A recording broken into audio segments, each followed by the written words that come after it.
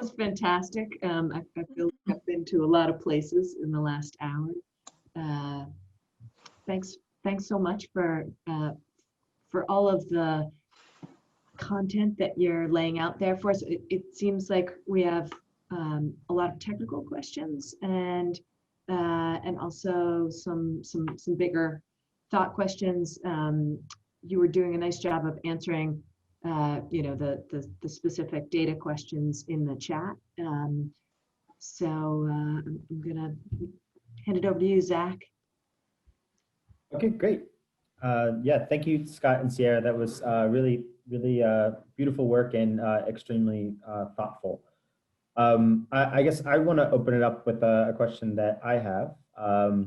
You both spoke about the necessity and benefits of good design for the farm, and moving beyond the institutional campus and these large regional hubs. How do you envision rural and agrarian communities and farmers accessing and engaging with design to promote practices around One Health?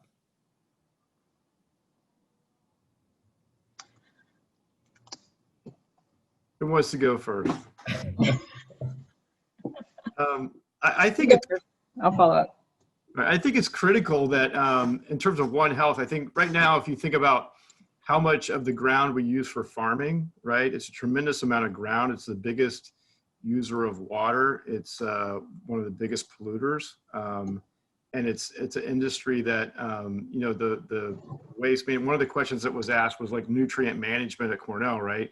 Where the effluent from the animals actually goes back to those fields. It's a very carefully managed nutrient balance that's going on in upstate New York. So I think that the biggest thing that we can do is really think about systems that compress our living space that we occupy on the earth and maybe bring farms closer to the city. The research studio I teach at Penn, we look at incorporating urban farming into buildings so you can have self-sufficient fresh produce that's in close proximity. So the amount of carbon that's being spewed into the air just through transportation of agricultural projects is immense, right? So I think there's a lot of things that we can do as systems and try to look forward in the future about being smarter about that. And that would allow us to rewild the land in many cases right now so that, the biomass of any type of crop is so low compared to hardwood, for instance. I say this, and Sierra's the expert on this clearly, but it's interesting if we could rewild the land. It's interesting to think about how if we combine food and living, right, in some ways that, some of the things that we're doing in our research studio I teach at Penn right now. Hello. Sorry, I was going to ask you to post the questions, but I think, for Rwanda Institute of Conservation Agriculture in particular, we reach 80 students a year, and that's like a fraction of farmers in Rwanda. There are millions of farmers in Rwanda, 10 million farmers perhaps. And so we actually, I think outreach and extension, which is super typical of land-grant universities here in the United States, is a huge piece of the work there. And I think that's, how we hope to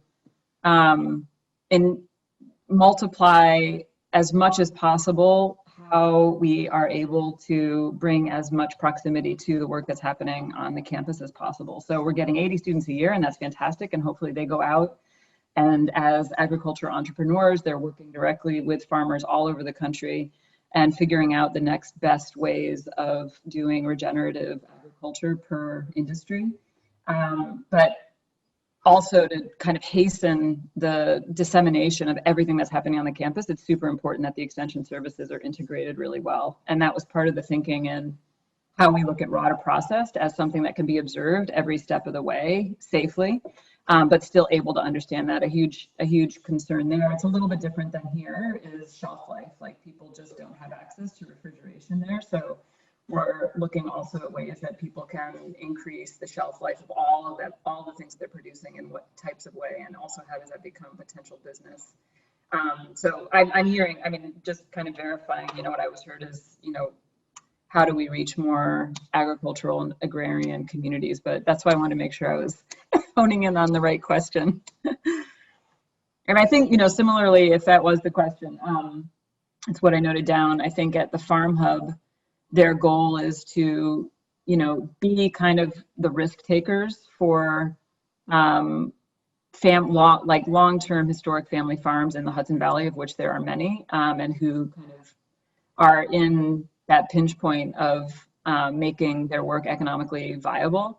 And so Farm Hub's kind of, perhaps under the radar mission is to really, because they have access to funds, how do they become the risk takers and the testers of new technologies, new machinery, new crops, new methods of growing, and then share all of that information and its success with as many local farmers as possible. How do they become a conduit of the things that work in that area, in that context, with those soils and with those, all of the kind of attributes of growing there, and in so doing, kind of reduce the risk that farmers are taking and just kind of deliver the optimal processes and farming methodologies that they're working with. I think that's a theme that we're going to come back to with a few of our speakers in future weeks, who are doing precisely that as a part of their place of demonstration. So that's a great point. Thank you. We have a question from Carolyn Westort. It's a bit directed to Scott regarding manure management. Carolyn, are you able to ask your question aloud?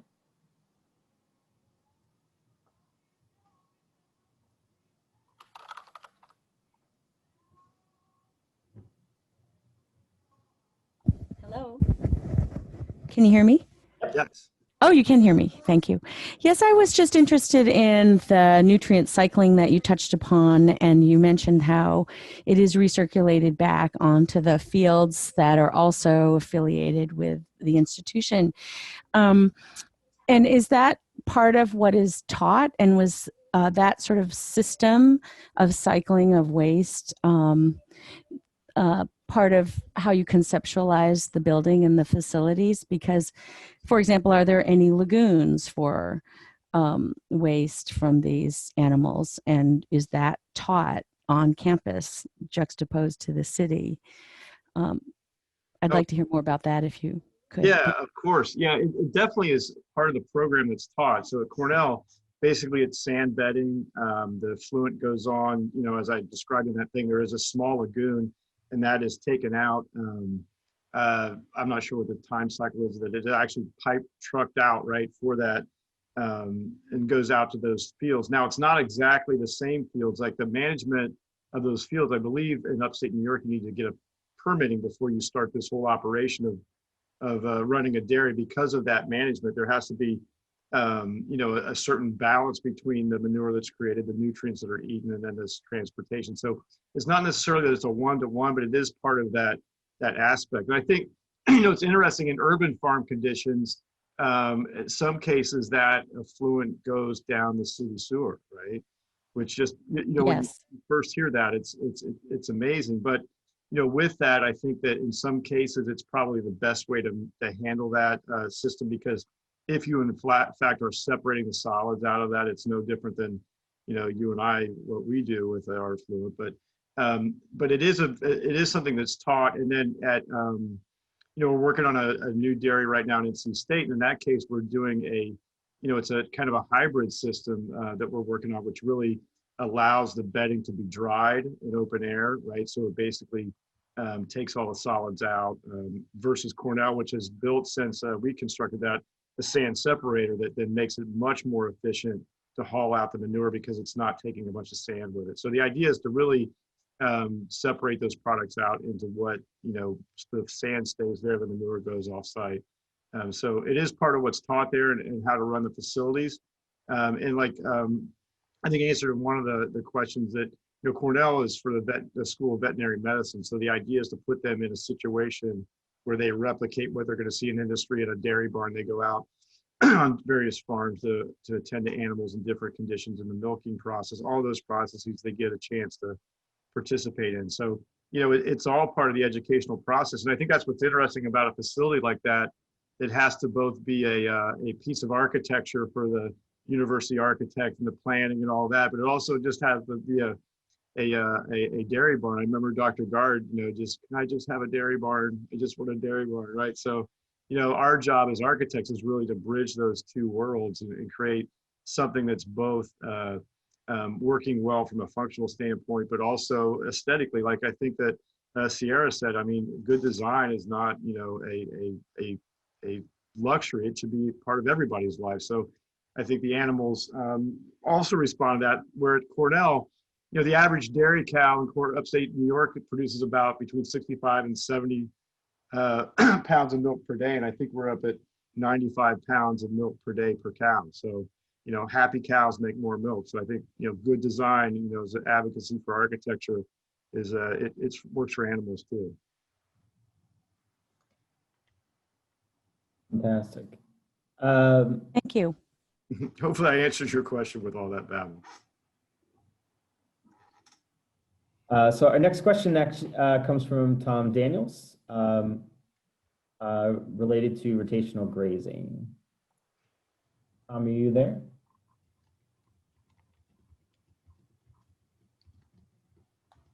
Yes, I'm here. So my question was for Scott, is that you've designed a barn where the cows don't leave the barn. Mm-hmm. And that may work fine for larger dairy operations.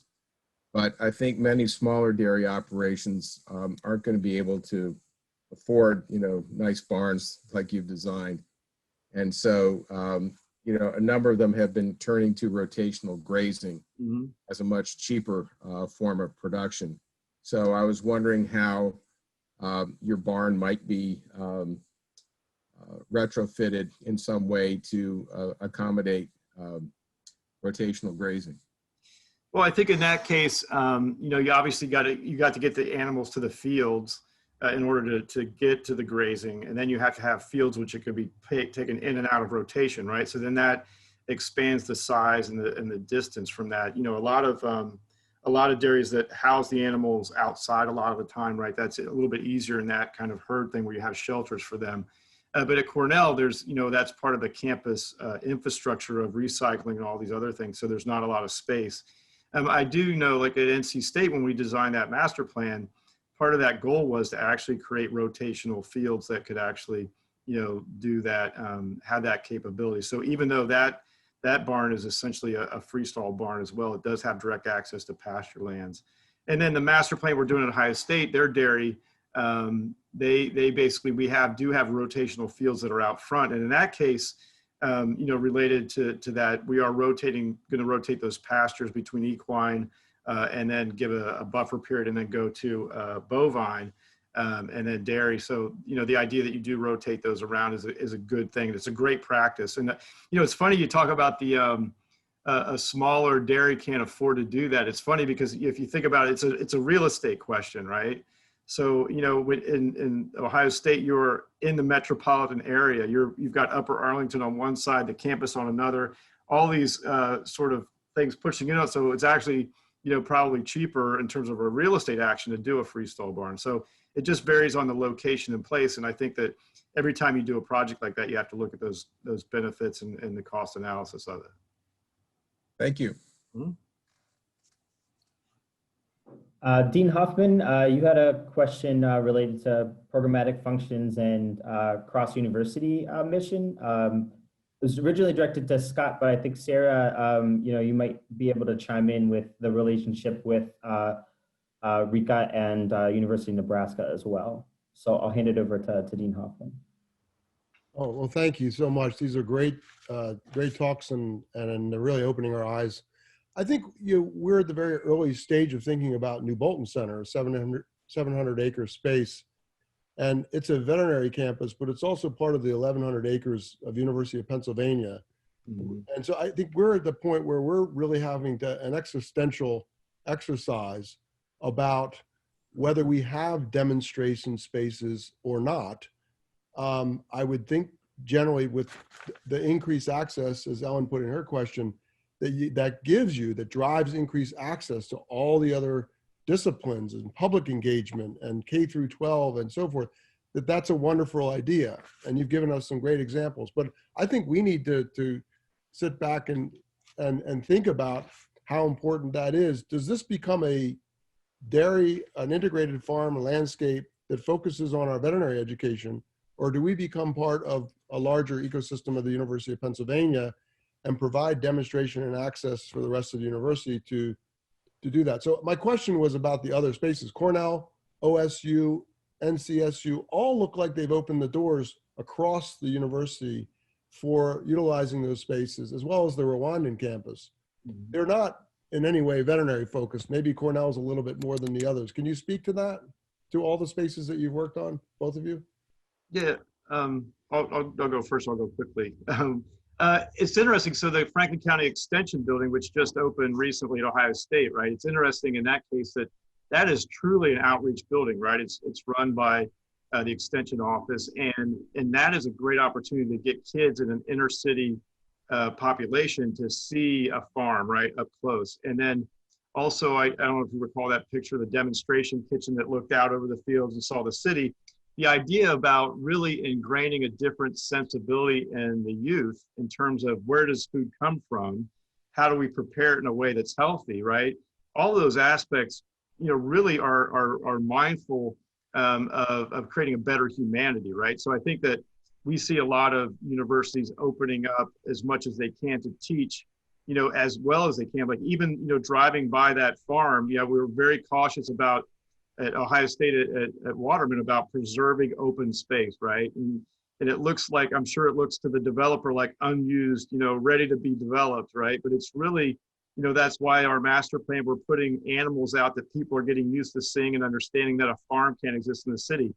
But with each one of those facilities, we're doing the greenhouse building now, each one of those facilities has an educational component to it in terms of a classroom of ranging between 80 and 150 students. So there can be big events there. So like that serves as a classroom within the classroom pool, but also they can have a weekend event there, right? We're looking at how their outreach can come to sort of different animal shows or animal participations and that. So I don't know, I think it's critical. I think it's also related to biosecurity, right? So a lot of campuses that are in a somewhat urban situation like Ohio State, right now it's the dog park, for Upper Arlington in some cases, right? In some people's minds, right? So how do you actually teach people that, where your dog runs is really important because of the animal health, right? So that's why I think it's, we're trying to do these Jersey cows that are like accessible to the public and make that clear so that they can actually, touch and interact with these animals, which are irresistible, but also then not have that intermingle with the herd. So,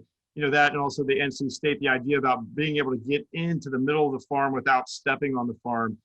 Typically if you're coming from an Asian country, a lot of people don't have 48 hours, 72 hours to quarantine themselves before they go to a meeting at a farm in a foreign country, right? So this idea about trying to be able to demonstrate in a very safe way for specific people that are all about that research is important. But I think, as a, part of the human race, it's great to demonstrate that to the passerby, right? To suddenly realize, like, where does my food come from? And why is farming so important? Why is agriculture important? What are the best practices? And I think that, the more we can do to help disseminate that to the average person, then it goes to politics. When they're sort of understanding these bigger pictures, they make better citizens, better voters, all these things. So it's all sort of intermingled. Thank you. I think you're muted, Sierra. There we go. Of course, agree on all points. I think you can have it both ways, though. I think it's, at RICA, for instance, there are parts of the campus that are accessible, and then there are parts of the campus that, only students are going, students of the campus, or maybe on certain occasions, maybe there's a small group that's taken through, but then they have to adhere to all of the kind of ins and outs of the biosafety, which include, in some cases, showers and boot washing and all of those things. But there are, the central swath of the campus where so much of what's happening is demonstrated along the spine, is accessible, and yet we can kind of cordon off areas that are not. So I think you can kind of have it both ways, but I would say that, you know, again, the possibility and the quantity of people that can be reached who are at different stages of an engagement with agriculture and food systems is maximized if you can open the campus to some extent to allow people to see certain portions of that. Because again, like there are only a certain number of students that you're actually pushing through the program in any given year. And so I think that opportunity is something that, you know, is huge and really important to take care of. I think we did the numbers and we can reach like 80,000 farmers in Rwanda over the course of the same number of 4 years. We're losing you just a little, Sierra. Maybe you can. Sorry? There we go. We were losing you a little bit. My mic, sorry.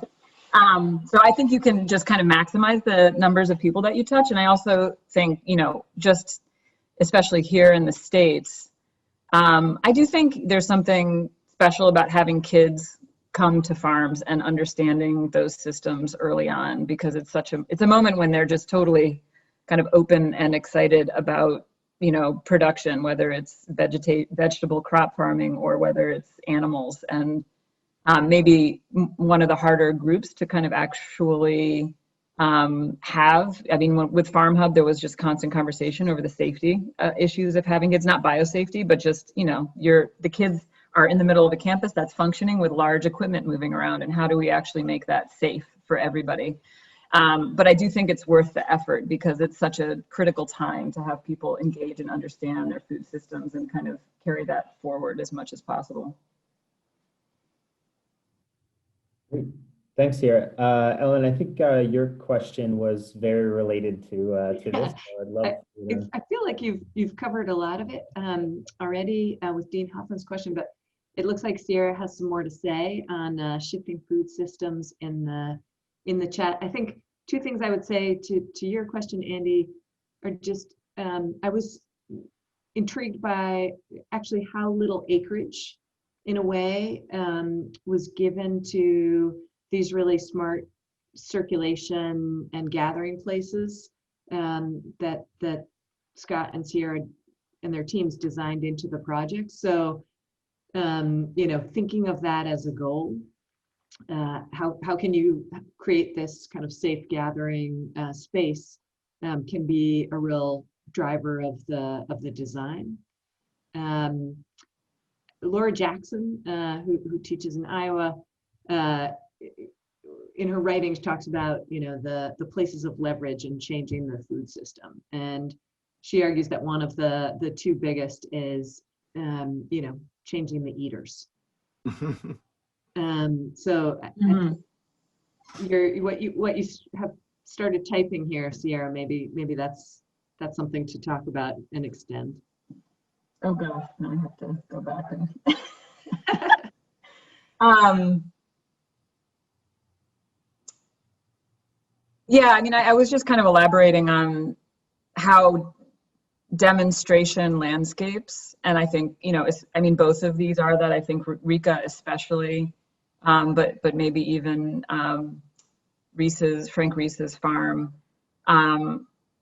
are critical, both in, I think it makes the baseline with which students are able to carry forward at the level that they're working at the university. And so if the university's campus isn't demonstrating, first and foremost, the things that that they are on the front lines of developing, and developing the kind of learning and confidence, as well as, I think, to some extent, the understanding, especially for Rika, you know, as food entrepreneurs, as agricultural entrepreneurs, you know, how to continue to think outside the box to maximize what agriculture can do in that context. And I think, especially in Rwanda, you know, it's such a varied country, and I think that's the case here too. You know, the extent to which some of our farmers, you know, are they actually going out and farming in the exact place, or veterinarians, are they working in the exact place where they're being educated, or are they going out and working in very different contexts and very different climates and ecologies? And it's important to kind of be able to take what you're learning and apply it in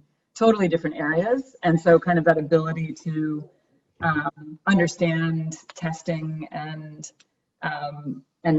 thinking creatively about solving for all of these issues is something that you learn through the campus, I think. And as you know, what I was trying to say in the chat, you know, if all of that is part of what's demonstrated, then it's kind of taken as the baseline. And so I think for me, for Rika, the idea of having ecology close at hand and something that you're learning from, as well as all of the agricultural content of the curriculum. Having that embedded as something that is valued is, I think, totally new for agriculture there. I think, and from a One Health perspective, I think it's also somewhat new for ecology to be considered as one of these key elements of how we are able to manage to, move forward as a species.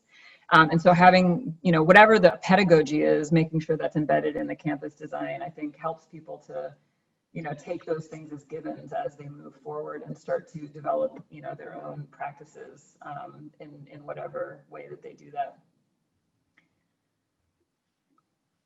Thank you both. Scott, do you have anything to add? I think I started that answer already, but I agree with everything that Sierra said. So, okay, great. We have a question surrounding biosecurity and sort of the design and planning around that from Alan. Alan, would you like to ask your question? Yeah, hi, thanks. I think as I'm sort of new to this field, it probably a good Google search will give me a lot of the answers here. But I guess I'm concerned with to what degree do you think in a community setting that these various functions of farming and teaching and visitation and that sort of thing could be integrated, given the needs and constraints of trying to maintain some kind of biosecurity?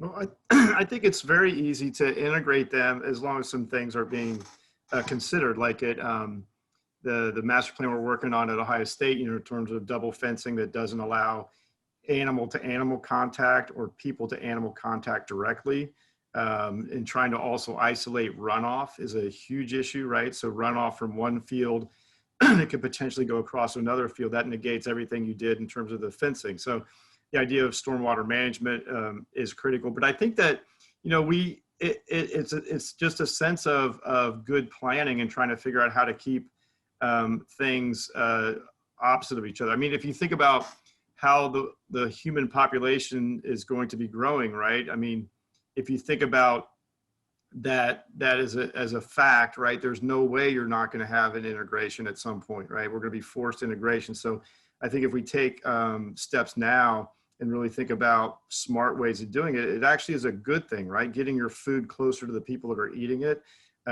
getting animals in a more healthy environment. Like, the discussion we had about a freestall barn versus open range grazing. It's interesting that, that's a fairly accepted standard. And in terms of it's good for the animal's health as well, because they do choose where they go and they get, a fair amount of daylight and fresh air all the time. The hog industry is very probably behind on that in many ways. So there's a lot of different things that could be done. And I think that seeing that and understanding our food and where our food comes makes us smarter consumers or eaters, as I think you said, Alan. So I think it's definitely has to be integrated. It can be integrated safely, and it's just a matter of protocols that you need to follow.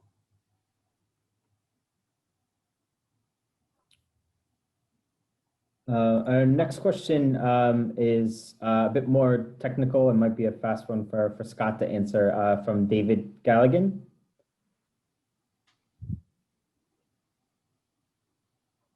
Yeah, I was just wondering what the herd size was up at Cornell, and also why they went with a 2-row head-to-head versus a 3-row configuration. And then also kind of what their parlor capacity was. Yeah, I saw your text go through on the chat, and so I texted our guy on the project, Mark Miller, to verify some facts so that I wasn't giving out misinformation. But it's approximately 200 animals altogether, about 180 lactating cows, and there's it's cycled within that. And I think if I go to the data, I think there's 3. They get milked 3 times a day. I'm not sure if they can do 4. I believe there are 16 stalls in the milking parlor that can be used. We did not look at another configuration of a triple row for that. I'm not sure exactly why, but I do think that part of that was, the idea of ventilation. I think is better, and there's a lot of opinions out there on that. in terms of the narrower the barn is, the better the ventilation is. So that's part of that fact as well. The advantage of the 2-row is that you can actually separate the feeding operation as a single lane, right? So you could add more rows of stalls, free stalls, but you know the feeding process would be a little bit more complicated. And like we did at Cornell, that truck comes in with the feed, clean tires, hopefully right at the silage barn, and drives through and never crosses an animal path till it's on its way out. And at that point, it crosses that last scrape lane of the manure thing. So, you know, from that standpoint, it's a fairly efficient layout in terms of fewer transfer lanes and all that. And as you know, if you experience in the dairy industry, that the fewer times you transfer or gate an animal in and out, the less chances are for injury to the animal, and you know, the better quality of life that they have. So hopefully that answers the question in detail. And if you have more questions, then I'm happy to sort of dig in for whatever information. And I'm just thinking of it from more of a cost perspective. It's like 3 rows are about 20% cheaper per stall, you know, ultimately than 2-row. But the ventilation aspects that you mentioned are really some of the attributes of 2-row systems. Right. And we're doing like at NC State, it's a much smaller facility. I think it's like 1.5 rows. It's sort of odd. It's like in building, the net to gross ratio is very high on that. Yeah, well, some herds are using the 2-row for different animal groups, you know, different physiologic groups, and then 3 rows for the main milking string. Right. Yeah. All right, great, thank you. I think we'll just finish up with one more quick question from Mutian on kind of the incorporation of smart and precision technologies in the design work that you both are working on. Mutian? Thank you. Thanks for the talk, Scott and Sierra. I saw the chat that was mentioning, for example, Cornell case, they're considering robotic milking. Definitely, it's kind of trending these days, not only robotics, but many other precision technologies, which at Penn Vet we have been trying to start working on as well in terms of research and from health perspective. I was just wondering, what are the design ideas, and would that be something transform the design, and how to or planning to incorporate those technologies in there? Thank you. Yeah, so at Cornell, every animal is tagged, and when that animal goes to be milked, they know what animal that is and what the trends are for that animal in terms of production capacity, but also in terms of sort of their temperature, and they know how they're doing. So that microchipping of those animals is a pretty consistent thing that's done at Cornell and every other dairy that we do. Ohio State is getting ready to install a robotic milker as part of their facility. So we're looking at how to make sure that thing works in the future development as we master plan that. I thought we were going to do that at NC State, a robotic milker, but one of the concerns there was that that technology, we were trying to find who could work on a robotic milker within a 100-mile radius, because you can imagine when cows are ready to be milked, cows are ready to be milked. So it's not like they can just hold on and wait. They definitely need to be milked. So thinking about how to quickly get a lot of buckets and kids to milk a herd of cows is a daunting task. So it varies by the facility. It varies by the operation in terms of what they're trying to teach with that. So there's a whole lot of health issues just around a standard milking parlor that is good teaching pedagogy for vet students, for instance. So it varies based on it, and I'm excited to be a part of things that are very different and forward-looking, and trying to understand and anticipate, what's the crisis in 10 years from now, right? In terms of a lot of questions about biosecurity and all these different things, in terms of how we track our animals' health and actually can prevent disease or catch it very early before it becomes a herd-based issue, right? So a lot of different things go into it, and we have a great team of people that are expert in each of those tiny little slices of aspects of it that are very helpful for a project. Thanks so much for bringing all of these design ideas forward to help us think about what design has to do with the farm of the future. It's really been an amazing feast of ideas today. We're super happy to hear from you. Great. Dean Hoffman or Margaret, would you like to sign off, say anything? Well, I think bringing design in is very clear that you bring elements to our future farming, conceptualization of future farming that we would never think of. And so many. We also like that you've reflected on One Health, and in your One Health landscape designing, it's been incredibly interesting for us to hear because we talk about One Health in a slightly different way, but also in terms of design terminology. And both of you just bring an incredible wealth of experience and knowledge to the interactions between design and farming. There's no question that future farming requires designers. So you've just demonstrated that, and also to bring the demonstration element today was also very powerful. So thank you again. Good, thank you. Thank you, everyone. And especially thank you to everybody who made this possible, our donors, our friends, and especially the team at Penn Design and PennPraxis. We're very grateful. Thank you. Thank you. Well, we look forward to having everybody on the call at the same time, Wednesday next week at 2 p.m. We'll be talking all about carbon, and that'll be moderated by Nick Pevsner, who's a professor in the landscape architecture department here at University of Pennsylvania. So we will see you all next week. And if you are looking for the discussion and the videos from Scott and Sierra, we'll post a link to our online video library where you can find past, present, and future information on all the sessions that we've done thus far and are to come.